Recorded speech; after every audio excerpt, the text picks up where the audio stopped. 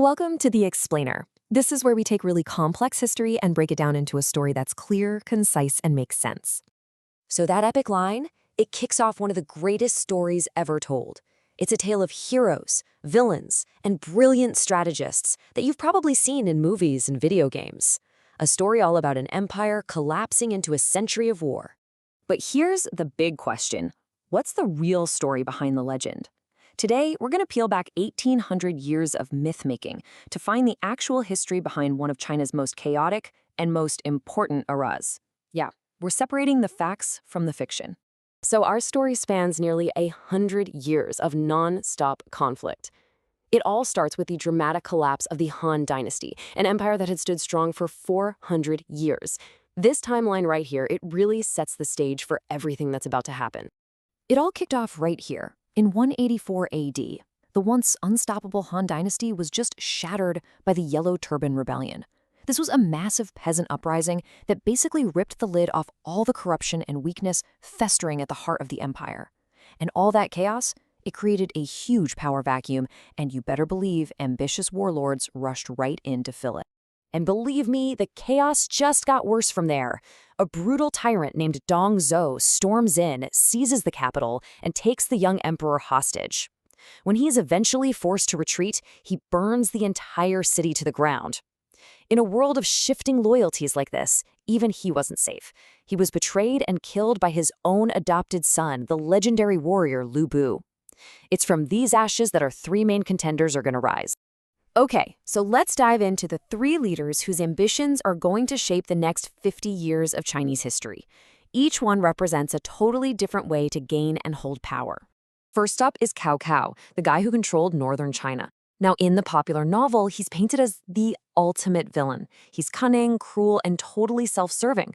But the real story, well, it's way more complex. History shows us he was a brilliant general, a surprisingly good poet, and a really pragmatic ruler who recruited talented people no matter who their family was, which was a pretty revolutionary idea back then. And if you want proof of his genius, look no further than the Battle of Guandao.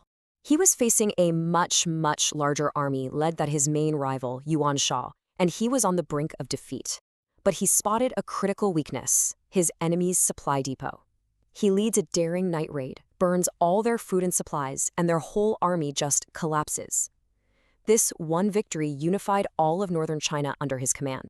So, with the north completely unified, Cao Cao marches his massive army south to try and conquer the rest of China. This move forces his two main rivals into a desperate alliance just to survive. You have the idealist, Liu Bei, who claimed he was a relative of the Han Emperor, and the resourceful Sun Quan, a third-generation ruler down in the south. Let's break down the teams here. Cao Cao's Kingdom of Wei in the north was an absolute powerhouse. It controlled the heartland, had a huge population, and tons of resources.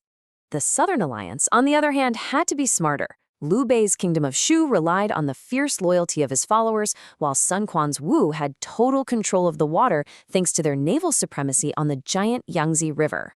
And this desperate alliance, it all leads to the single most important battle of the entire era, the Battle of Red Cliffs. This was the showdown that would decide if China would be reunited quickly or split apart for decades to come. Now, if you've seen the movies or read the stories, you know the legend. The credit for the victory goes to Liu Bei's genius strategist Zhuge Liang. In the novel, he is this almost mythical figure, a master of strategy who supposedly summons the perfect wind for their fire attack using magic. But here's where history and legend really split. While Zhuge Liang was definitely there, the real architect of the victory at Red Cliffs was Wu's brilliant naval commander Zhou Yu. It was his fire attack strategy that absolutely annihilated Cao Cao's massive fleet. You think this huge victory would bring peace, right? Nope, not even close. Instead, it just cemented a three-way stalemate between the new kingdoms of Wei, Shu, and Wu.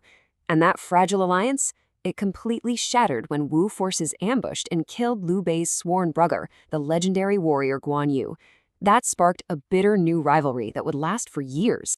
For years, the whole conflict basically became this epic chess match between the two greatest strategic minds of the next generation. You had Zhuge Liang of Shu constantly launching invasions into Wei, but he was always fought to a standstill by his brilliant Wei counterpart, the super patient and defensive Sima Yi. Neither of them could get the upper hand, and it just led to a long, costly war of attrition. But get this, while everyone was watching these huge armies clashing on the battlefields for decades, the final victory came from a totally unexpected direction. It wasn't another invasion, but an internal coup.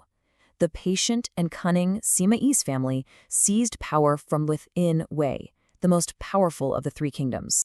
So the Sima family establishes a brand new dynasty, the Jin, and with the full military might of the north behind them, they start their final campaigns. First, they conquer the mountainous kingdom of Shu in 263 AD. Then, in 280 AD, they sweep south across the Yangtze and conquer the last kingdom standing, Wu. After almost 100 years of division, China was finally reunited.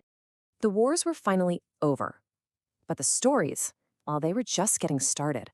The legends and the lessons from this era have echoed through history for almost 2,000 years, shaping culture and strategy far, far beyond China's borders. What's so amazing is how the challenges these leaders faced are just timeless. I mean, how do you find good people when talent is scarce? When is it a good idea to team up with a competitor? How do you adapt when everything is constantly changing? Their strategies offer some surprisingly relevant wisdom for modern leadership, whether you're in a boardroom or just leading a team project. And that brings us to a final thought. This story endures not just because of its epic battles, but because it asks us to see ourselves in its characters. When faced with impossible choices, with loyalty, ambition, and survival all on the line, which of these timeless archetypes would you become? The pragmatist, the idealist, or the survivor?